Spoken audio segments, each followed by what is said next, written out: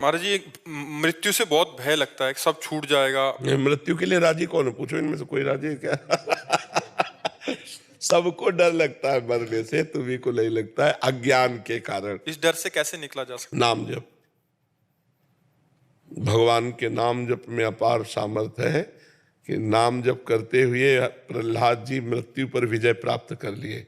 आग में जलाए गए, पर्वत से दबाए गए, जल में डुबाए गए, जहर पिलाया गया, हाथियों से कुचलाया गया, लेकिन उनको मृत्यु नहीं छू पाई। नाम जप के प्रभाव से ध्रुव जी ने अटल पदवी प्राप्त की, मृत्यु ने नहीं छू पाई। तो नाम जप करें, हम भगवान से प्रार्थना करें, वो हमें ऐसा ज्ञान दें, वो हमें ऐसी भक्ति दें जिससे हम मृत्यु पर विजय प्राप्त करें। नहीं, कोई आनंदित थोड़ी है मृत्यु के लिए कि आ जाओ मृत्यु, वाह, जैसे ब्याह में आनंदित होते ऐसे मृत्यु के लिए आनंदित हो। कोई आनंदित नहीं। मरने से सब जग डरा, मेरो मन आनंद, कब मरी हो कब भेटी हो पूरन परमानंद।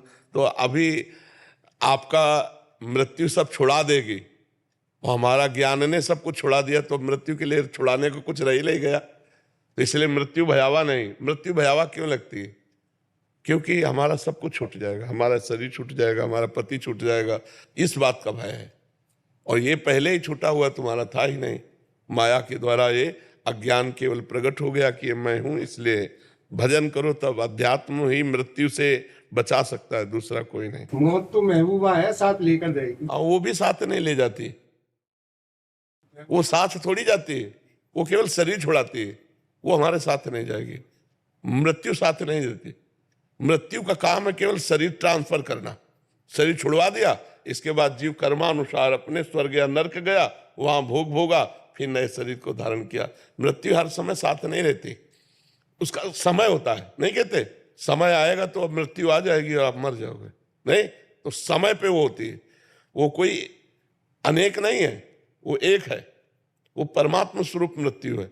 और करोड़ों जीव की एक ही समय में मृत्यु हो रही है, करोड़ों जीवों की, जीव जंतु और मनुष्य सब मिला एक ही समय। वो परमात्मा स्वरूप शक्तिशाली है, वो एक ही सेकंड में करोड़ों को जाना ना, करोड़ों रूप धारण करके करोड़ों को मार देगी।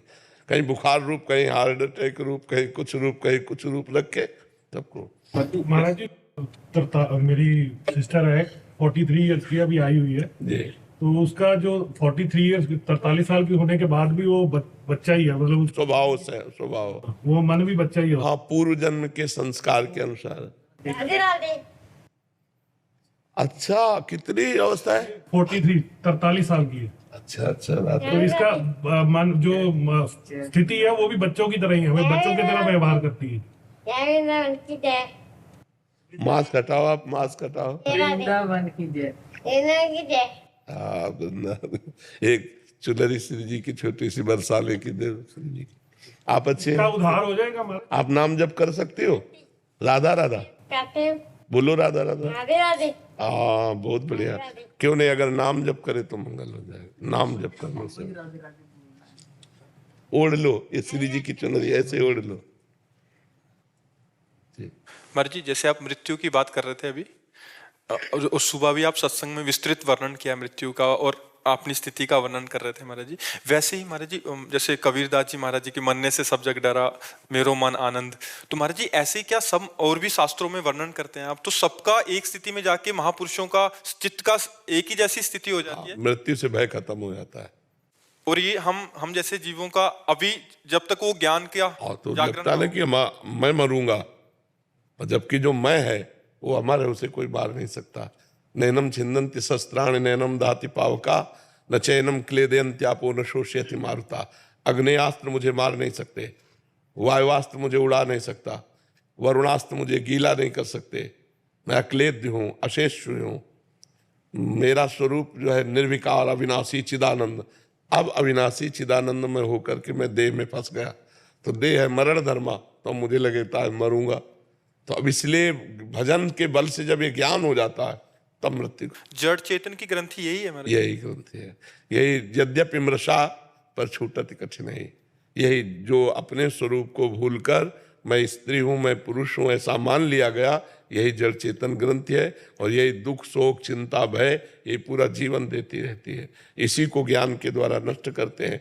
तो जब भगवान का भजन होता है, हृदय निर्मल होता है, तो वैसे भी ना भी ज्ञान हो तो भजन करने वाले को अंतिम समय ऐसे होता है जैसे हाथी के गले से माला टूट गई और उसे पता भी नहीं चला, जैसे स्वप्न में ऐसे शरीर छूट जाता है। नहीं तो बड़ी दुर्गति होती है, जन्मत मरत दुषा दुख होए, बड़ी दुर्गति होती है। इसलिए खूब नाम जप करो, दूसरों का उपकार करो, कोई पाप कर्म न करो, तो भगवान की कृपा से मृत्यु का भय शांत हो जाएगा। डॉक्टर वर्षा जी पूना से। राधा वल्लभ श्रीहरि। श्री हरिवंश महाराज जी, महाराज जी आपकी वाणी को 1.5 वर्ष से सुन रही हूँ, आपकी कृपा से आपकी आज्ञा पर चलने का प्रयासरत हूँ। महाराज जी, ग्रस्त के कार्यों का पालन करते हुए कई बार वैराग्य का भाव प्रबल होता हुआ आभास होता है, ऐसे में मन में उदासीनता बनी रहती है। गुरुदेव, ग्रस्त जीवन का निर्वाह करते हुए संसार के प्रति ऐसा वैराग्य भाव किसका है प्रश्न? उदासीनता बनना अच्छा है पर उदासीन होना अच्छा नहीं है। गृहस्थ में, विरक्त में तो उदासीन भाव और उदासीन स्थिति बाहर भी धारण की जा सकती है, लेकिन विरक्त में, गृहस्थ में नहीं। गृहस्थ में रिश्ते नाते संबंधों का पालन पोषण करना है, तो हम उदासीन रहें, अंदर से किसी से कोई प्यार लगाव नहीं, बाहर से बहुत प्यार लगाव का हमें बर्ताव दिखाना होगा। जिसके प्रति जो धर्म में संबंध है उसके साथ वैसा ही धर्म में हम व्यवहार करेंगे। अपने कर्तव्य को और अपनी उदासीनता को जब तौलेंगे तो कर्तव्य श्रेष्ठ होगा। तुम हाथ से बोले बहु मान दे, बहुत प्यार से व्यवहार करेंगे, किसी से प्यार नहीं। वाह बहुत सुंदर भोजन बना, लेकिन कोई स्वाद हम नहीं ले रहे। आओ आओ, बहुत दिनों बाद मिले, ऐसा लगा कि प्राण मिल गए, हमारा कोई खुशी नहीं। लेकिन व्यवहार है, हम व्यवहार में दरिद्रता क्यों बर्ताव करें? हम व्यवहार में उदारता का स्वरूप रखें, अंदर से उदासीनता, मतलब अपने तो उदासीन जीवन ही रहा है, लेकिन फिर भी हमें व्यवहार करना पड़ रहा है जी, नम्रता पूर्वक, वैसे ही व्यवहार, वैसे ही चर्चा, तो ऐसे आपको करना चाहिए। ये नाटक है संसार, इसमें जो नाटक दिया, बहन का नाटक, पत्नी का नाटक, जो नाटक दिया है, बेटी का नाटक, वो नाटक पूरा ठीक से निर्वाह करो। न कोई किसी का है, न कोई किसी का था, न कोई किसी का रहेगा पक्का। यहाँ से मेला कितना भी जुटा लो, लेकिन हंसा जब जब उड़ा तो अकेला उड़ा। जिंदगी में लाखों का मेला जुड़ा और हंसा जब जब उड़ा तो अकेला उड़ा। बस ये बात ध्यान रखो। तो नाटक करना है, यहाँ व्यवहार का नाटक, कहीं पिता का नाटक, कहीं पुत्र का नाटक, ये सब नाटक करना है। अपने नाटक में कमी मत रखो, जो रोल दिया है भगवान ने वो रोल करो, पर उदासीन रहो। ये सत्य नहीं है, सत्य मात्र एक भगवान है। ये सत्य न था, न है, न रहेगा। वो है, वो था, वही रहेगा। तो उसी का चिंतन करते थे जी।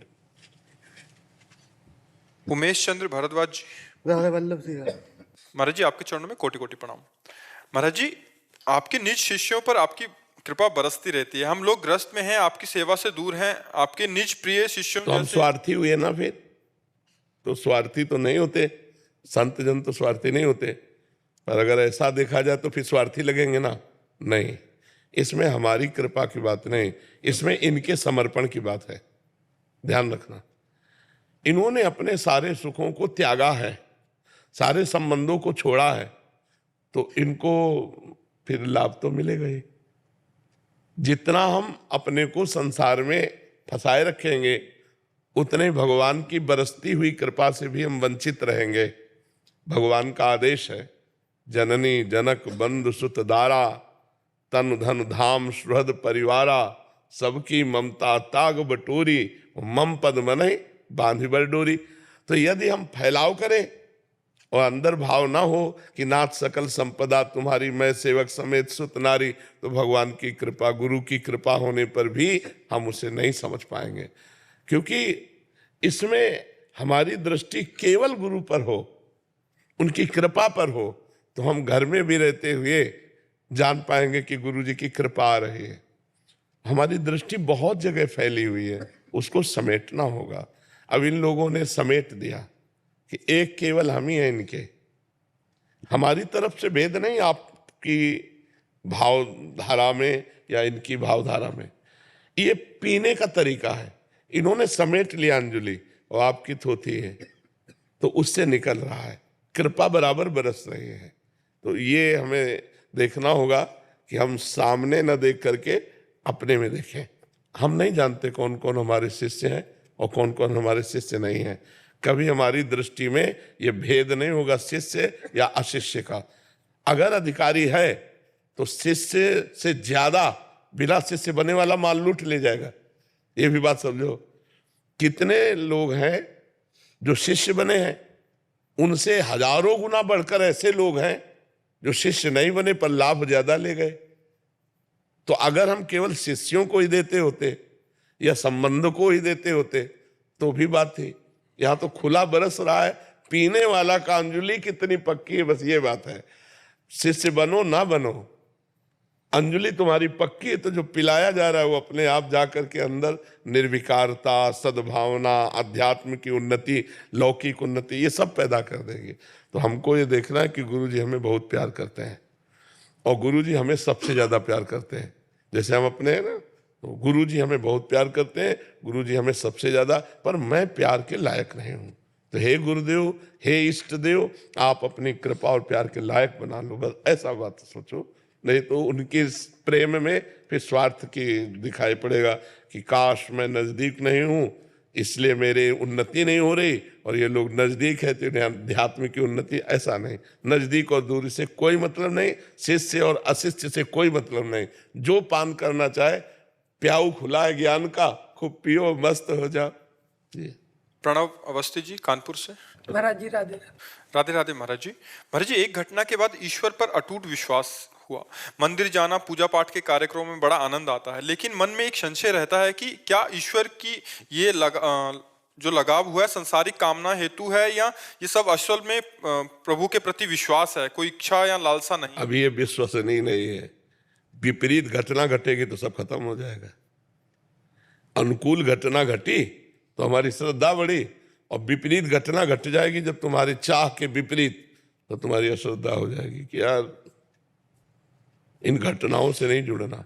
सत्य ज्ञान पूर्वक जुटो, चाहे जितनी विपत्ति आवे, चाहे जितनी हमारी कामनाएं नष्ट हो जाएं, हे प्रभु मैं आपको नहीं छोड़ूंगा।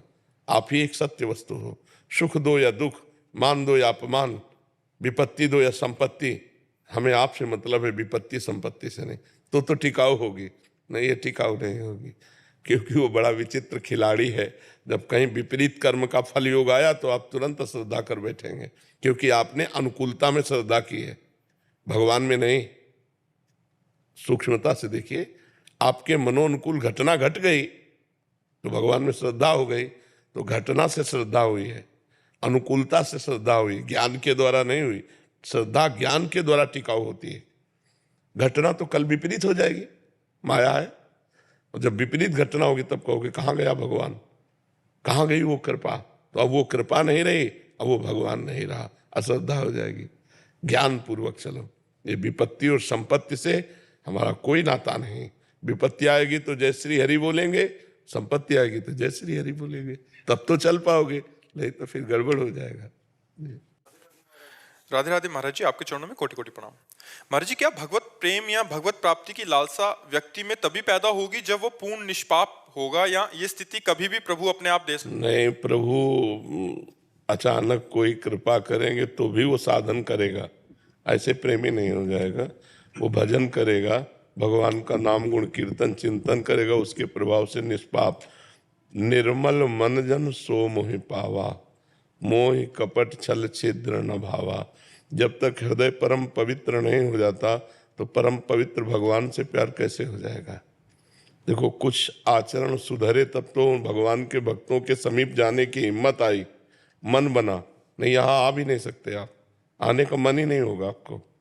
अगर आने की इच्छा उत्पन्न हुई तो समझो हृदय पवित्र हो रहा है, और भगवान के मिलन की इच्छा हुई तो समझो हृदय परम पवित्र हो रहा है। अगर पापी पुरुष है तो भगवान का भजन, भक्तों का संग अच्छा ही नहीं लगेगा।